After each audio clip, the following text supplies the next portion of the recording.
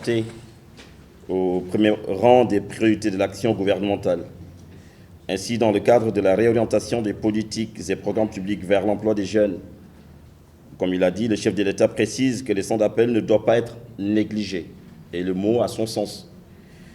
Il exige dès lors l'intensification de la création d'emplois dans des structures, autant pour moi, qui doivent être mieux soutenues et encadrées par l'État dans le cadre de l'extension de la convention État-employeur. Et là, je vais un peu m'arrêter pour confirmer cela, parce que depuis quelque temps, l'État a eu à allonger l'enveloppe liée bien sûr à la convention État-employeur, la ramenant d'1 milliard à 15 milliards.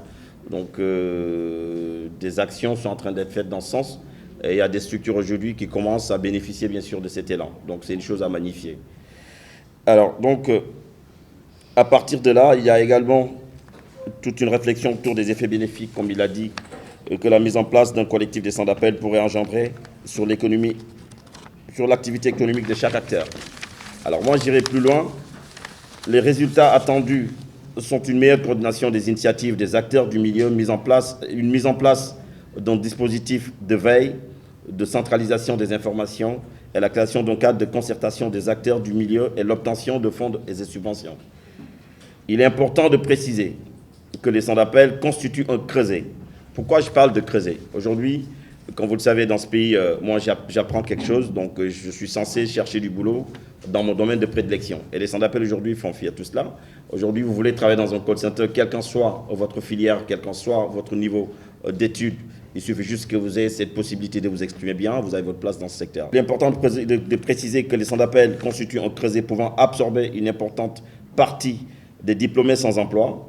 Alors, le collectif qui est le nôtre travaille à intensifier sa communication tendant à amener les jeunes diplômés à intégrer le marché du travail le plus rapidement possible, car le centre de contact est le seul endroit capable de recruter en masse sans se soucier de la spécialisation et du diplôme, ou du type de diplôme de la personne concernée.